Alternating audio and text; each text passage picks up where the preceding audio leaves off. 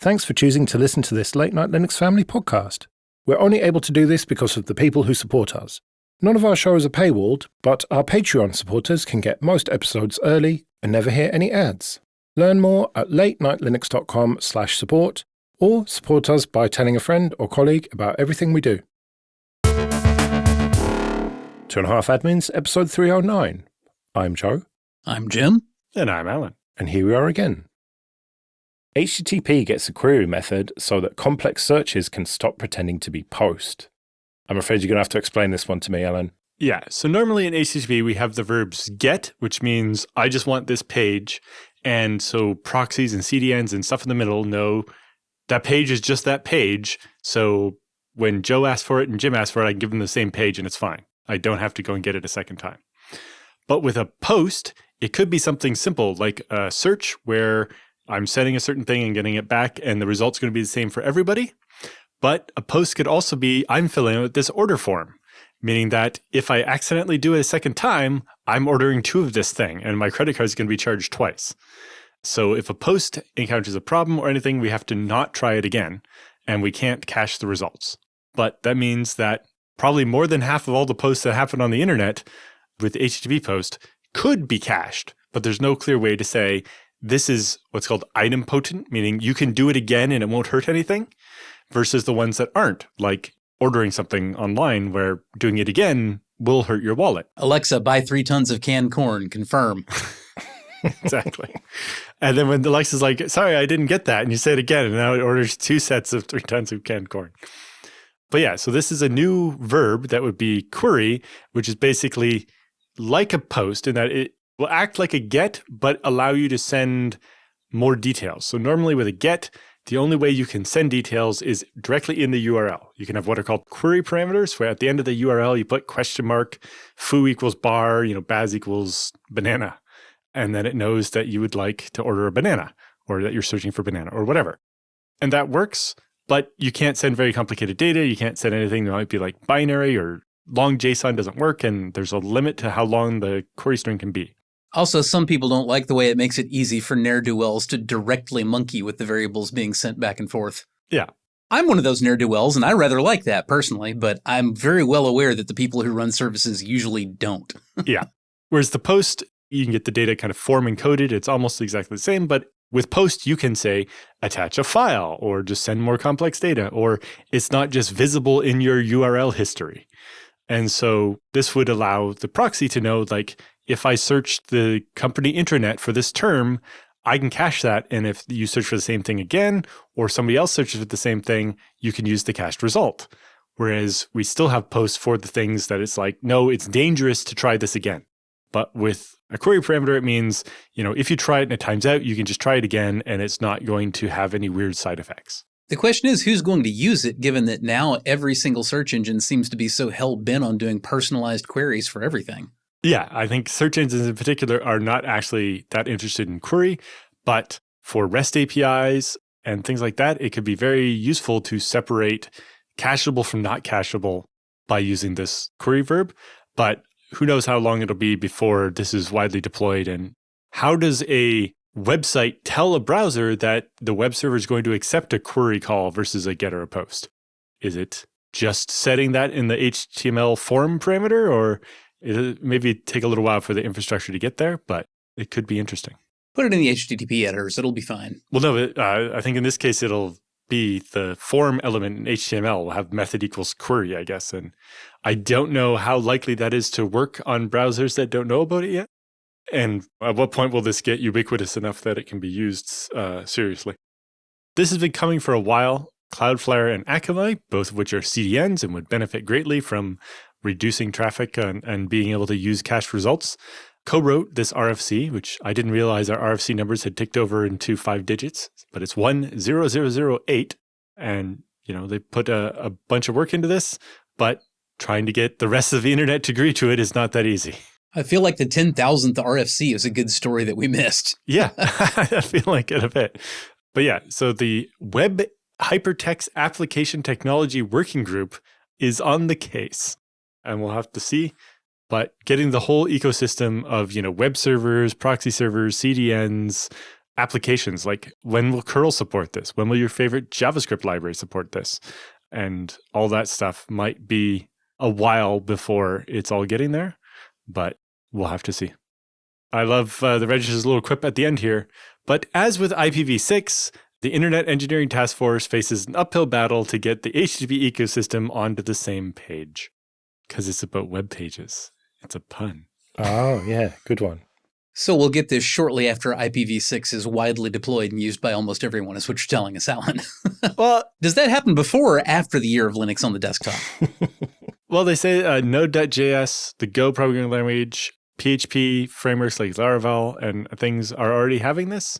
So maybe it won't be that bad, but I think it'll be which websites are willing to take the risk of people showing up with a browser that doesn't know how to do it and then not working. Or do we end up with all those JavaScript kludges like we had for, if it's Internet Explorer 6, we can't actually use real CSS. And then how long does that stick around? I think it's largely a question of whether it ever has enough perceived utility to build it in with graceful fallback. Because basically, anytime you introduce a breaking change like this, that's what you have to do. You go through a period where you're like, I have to be carrying around the code for both the old way and the new way of doing this until I can be sure that enough people have upgraded to modern enough software that I can drop the old stuff.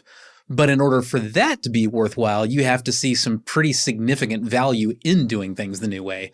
And I guess that's just the question, is who is going to see that value? Yeah, in particular, like, you end up with HTML form action equals post, but really action equals query. And then only browsers that know what query was look for that extra part to, and then it's backwards compatible. But it's like, upgrade if you can. But I didn't see that spelled out. That would have to be a different RFC to change HTML. FCC grants approval for sun-reflecting space mirror that's been widely criticized by astronomers. This is Reflect Orbital. You thought orbiting data centers were bad? Well, hold my beer. I'm not even sure what to say about this one. It seems like such a ludicrous child's concept of how things work on the face of it. We're literally talking about a giant mirror in orbit that just reflects sunlight down to portions of the Earth's surface that aren't currently illuminated. And I'm not saying it seems like a child's concept because, how can you make mirror that big? That's not the issue. My issue is just, it seems very clear to me that it is a non-trivial impact on the environment if you essentially create artificial daylight in significant portions of the planet that are supposed to currently be experiencing night. Have we not mucked up the environment enough yet? And this is even before we get into issues with what if there's an amateur astronomer, in their backyard with a telescope, just happily observing the stars until all of a sudden somebody decided to train the sun mirror on them? Don't like. What's possible with a spot of sunlight? This is from their website. Energy. Expand solar potential, making clean, powered, dispatchable, and available when you need it. Okay, that's kind of a reasonable concept in theory. Response. Illuminate disaster zones and search and rescue missions. Again, okay, that kind of seems noble in theory. Industrial. Extend working hours, improve safety, light remote sites. Okay, so people can't even have any rest. I suppose in theory, in really, really hot places, maybe construction or something, but agriculture. Tailor growth cycles, extend seasons, boost yields. I mean, it's all the kind of stuff that, you could argue, maybe. But then defense, uninterrupted solar power and lighting for critical defense operations. Of course, defense. Offense, keep an enemy country lit up 24/7, 365, kill all their crops and drive their citizens half mad. Or, I'm picturing the magnifying glass and the ant thing. Right. How good is this mirror at focusing that sunlight? Well, focus or no focus, let's just stop and think about the fact that, it's a lot hotter during the day than it is at night typically, right? Well, all of that heat comes from solar radiation heating the freaking atmosphere. And the ground even. If you're lighting up like a square mile at night, you're not just lighting that area and you're not just heating that area. You're heating an entire column of atmosphere in the middle of a hemisphere that is not currently supposed to be getting direct solar radiation. You're going to have impacts on weather, wind patterns, birds. All animals. Yeah, I don't think anything vaguely like sufficient thought has gone into this. Yeah, like we already have the problem of like heat islands. We have like cities like Phoenix in Arizona, where just because of the amount of concrete that holds on to that solar radiation means that it doesn't have enough time to cool down with the existing amount of nighttime we have. If we shorten that nighttime, then it's going to just continue to build heat and it'll just never be able to cool off. And yeah, the effect on everything else, this seems like a really bad idea where the consequences haven't really been considered at all. No, hang on. We maintain strict exclusion zones for astronomy and sensitive environments. So it's fine. I don't know what we're talking about. No, they've obviously thought about all of this stuff and it's going to be absolutely fine. Yeah, well, is my backyard in that exclusion zone for astronomy when my kids go back out there with a telescope and, look up off the back deck? Well, indeed. They've admitted that there's obvious problems of like, if airplanes happen to fly through the zone we're lighting up, we might burn out the pilot's eyes. Yeah. Or if you happen to be pointing a telescope somewhere that they are shining down from, it could blind you. Like, it doesn't take much to really damage your eyes. It's a sensitive organ. You're right in that this does feel childlike. It feels like the kind of thing that a child would draw, like a proper kindergartner would draw, like in crayons. But somehow people are giving these people money and letting them launch satellites. I don't understand what is happening. Make America bright again. Brian Krebs put up a post on Mastodon that was quite alarming recently. It feels like all of us need to pay way more attention to the new rules affecting EU and US folk, requiring all new cars to include a driver monitoring camera aimed at your face. Now, these rules are going to be slightly different in the EU and US and come in at slightly different times, but essentially what we're talking about is cameras that watch you while you're driving, and then if you don't properly look at the road, they start beeping and giving you warnings and stuff. And even in America, it sounds like if you are like really tired or seem intoxicated, the car won't even start. This feels very dystopian to me. Yeah, I can't say I'm a big fan either. And as many arguments as anybody might make about, oh, well, don't worry, the camera won't be recording to storage or it won't be streaming the video somewhere else, yada, yada, yada. You can bet your bottom dollar that as soon as people get used to the presence of a camera staring them in the face every time they drive, it is not going to be long before everything else starts to come along with it. Yeah, I think this is definitely kind of the thin edge of the wedge. And, we've seen this before when the insurance companies started offering a discount on your insurance if you're willing to plug this little recording device into the ODB2 diagnostic port in your car so that, if you were in an accident, they could decide if it was your fault or not. And then if it wasn't, they would be able to prove it was the other driver or whatever and save themselves money. And so we'd offer you this discount. And it's like, at some point, they're just going to drive the price difference to the point where everybody has to be recorded in order to get insurance, and that's required to drive. And then I expect the same thing. Like, once cars have this feature and people have stopped being uncomfortable with that, then they will suddenly be like, it's recording on a short buffer, like the black box in an airplane. And then it's evidence if there is an incident, and then on and on and on until it's completely out of control. But it sounds like they kept this quiet long enough that this is kind of already a done deal. These are laws that are already signed and coming into effect at certain dates. And so that means, cars have been doing that for a while. I think one of the comments on Mastodon there, I think somebody has a car, a 2023 model that already beeps at them if they don't keep looking forward. If they look down at the radio for too long, it starts beeping at them.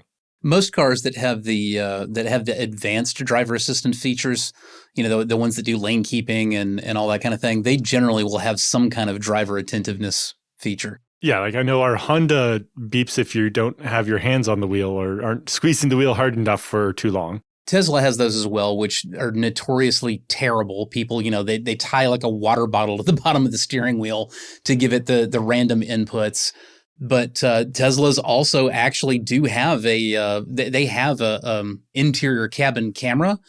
They had not been used until relatively recently, but the cars have had the hardware installed since at least 2022. I agree with Alan. I think it's very dystopian. It's very Orwellian. And much like most Orwellian dystopian nonsense, like, yeah, you can make arguments to try to make it sound good. Say, oh, well, it's to keep everybody safe. And so we have evidence of this or that or the other. But the thing is, if you want to make sure that you don't get screwed because there wasn't enough evidence in a crash, you already have options for that. You have dash cams. You have cameras pointing outside that show what's going on in the world. And as a result, they also show what you're doing with the car. You don't really need a camera in your face for that. I mean, if you're swerving in traffic, a camera facing outbound can see that plenty well enough. It doesn't really need to be aimed into the cabin. And there are an awful lot of privacy concerns here. I mean, I'm assuming an awful lot of teenagers still have their first sexual experience in the back of mom and dad's car. And, that is kind of a chilling note that, that might be getting recorded on a camera owned and operated by GM or Honda or Toyota. How much longer does the end user license agreement for your car end up being, where it's like, yeah, you don't actually own this car. You're just sometimes maybe allowed to drive it under conditions that we will keep changing. Like, to your point, you bought the car and the camera didn't do anything, but later, via a software update that didn't necessarily tell you, it started just having a camera and so on. I expect that's happening not just with Teslas, that there are capabilities that this camera has that aren't activated right now, but could be later. And then it's even like what you agreed to isn't necessarily what you're going to get later on. Let's do some free consulting then. But first, just a quick thank you to everyone who supports us with PayPal and Patreon. We really do appreciate that. If you want to join those people, you can go to 2.5admins.com/support. And remember that for various amounts on Patreon, you can get an advert-free RSS feed of either just this show or all the shows in the Late Night Linux family. And if you want to send in your questions for Jim and Alan or your feedback, you can email show@2.5admins.com. Another perk of being a patron is you get to skip the queue, which is what Hearn Sushi has done. I recently came across Anywhere LAN, a VPN that connects clients via DHT instead of a central server. This is much like how SyncThing works, but they're building it on top of libp2p, and that has connections to a lot of crypto bullshit. Are you aware of similar projects that don't require me to run a VPS somewhere, or otherwise have a static IP address on one end? Would running WireGuard with persistent keep alive be an option if both sides are dynamic? My home network has IPv4 and IPv6 addresses that are not behind NAT and are essentially static, but I'd still like to make sure I don't lose connection should my ISP decide to randomly change them. I specifically want to keep this IP-based. I'd rather not rely on dynamic DNS either, because the goal is not having to create an account somewhere. Well, that last bit means you can't do Tailscale then, because that is the obvious answer to me. Yeah, and so like this Anywhere LAN thing looks to be something like Tailscale or WireGuard and so on, but using DHT, the same distributed network thing that some BitTorrent clients use, in order to find your other peers and to use its kind of supernode concept to deal with the fact if you're both behind NAT and can't directly connect to each other, that you can go through this peer. Of course, the downside to that, the reason why we're not swimming in different alternative versions of things like this, is that will be terribly slow, right? If you're relying on donated bandwidth from strangers to actually make your VPN work, it's never going to be a very fast VPN. And so if you have a static IP address on one end, then that works quite fine for WireGuard. It's the setup I have between my two houses. One of them has a static IP address and one of them doesn't. And so I just always connect to the other. But if you want to be able to change it, some kind of dynamic DNS seems like the answer. But if you don't want an account, you can, whatever DNS server you're using to host your domain could do some kind of dynamic updates or something, rather than depending on a third-party dynamic DNS service. But, at some point you have an account with a registrar to buy a domain name. You can't get down to not having it connected to you at all. Yeah, that's the thing. You're assuming that he has a domain, and I'm not sure that's a valid assumption. That's a true point. You're such a man of the people, Alan, with your two houses. I think ultimately this is a question of it sounds like I want magic and I don't want to learn how to do magic. I just want to have magic and I want the magic to work. And I don't see any way to satisfy every one of these asks. I think that probably the most reasonable solution, given everything that we've heard, The description of IPv4 addresses that are essentially static sounds to me like what I'm used to seeing from cable modem ISPs as opposed to DSL ISPs. With DSL, most internet service providers will recycle your IP address every 24 hours, whether it needs it or not. Most cable ISPs will leave your IP address completely unchanged for as long as your cable modem stays online.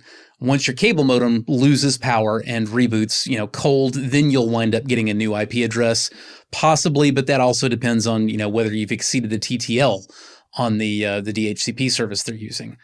Basically, with that type of setup, I tend to see IP addresses not changing for, 6-month or even, year-long periods at a time pretty consistently.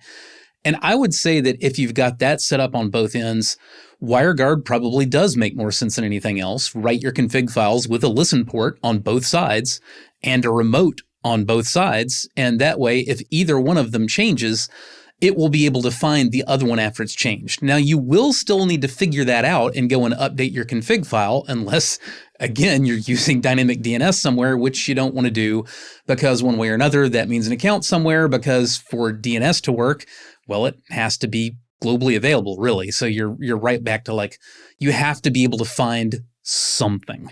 Now, Hernsley, you did say the goal is not having to create an account anywhere. That doesn't mean I'm definitely not willing to. And, it's not just Tailscale. There's alternatives, NetBird, Zero Tier, and a few others.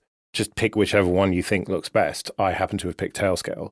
This really does solve all of the other problems apart from the not having an account. If you are worried that your IP is going to change occasionally, that doesn't matter with Tailscale or the alternatives. The Anywhere LAN thing looks pretty reasonable. The concept all checks out. I understand you don't like what most of the people behind that libp2p are using it for, but DHT is a pretty well understood thing now. So I don't know that I'm that worried about libp2p. It really, I guess, depends what your concern about it is.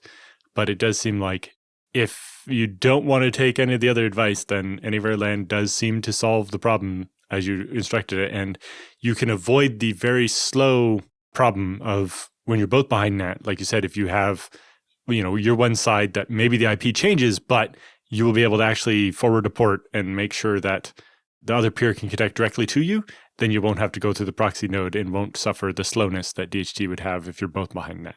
I think personally, I wouldn't really be comfortable relying on a distributed hash table for something like a VPN. By its very nature, that's going to be pretty far outside your own control, which is not a thing that makes me happy when I think, how do I keep my machines connected in a way that I can rely upon? Yeah, and it's just I don't think it's meant for the kind of update frequency you might want so that, after your IP address changes, how long does it take for the other peer to be able to find out about it? It feels like the DHT is a much more applicable solution, in the BitTorrent space, which is where I typically see it. Because basically you can usually rely on a whole lot of people to be looking for the DHT for that torrent. But when it's literally just you and your other location and you're relying on that to get picked up in a DHT that everybody is using basically, again, for just one or two unique things for themselves, I don't know. I don't have a good feeling about that. And also, if your torrent takes a little bit longer than it should to get going, it's not the end of the world, is it? Right. Whereas if you can't VPN and control whatever you need to control, then... Yeah, that could be a problem. Right. Mom calls and complains that she can't make her thing work and you need to remote control her computer and you have to explain to her, well, I'm not sure how long it'll be before your updated IP address makes it in the distributed hash table, Mom. Right, well, we better get out of here then. Remember, show@2.5admins.com if you want to send any questions or feedback. You can find me at joerest.com/mastodon. You can find me at mercenarysysadmin.com. And my site is alanjude.com. We'll see you next week.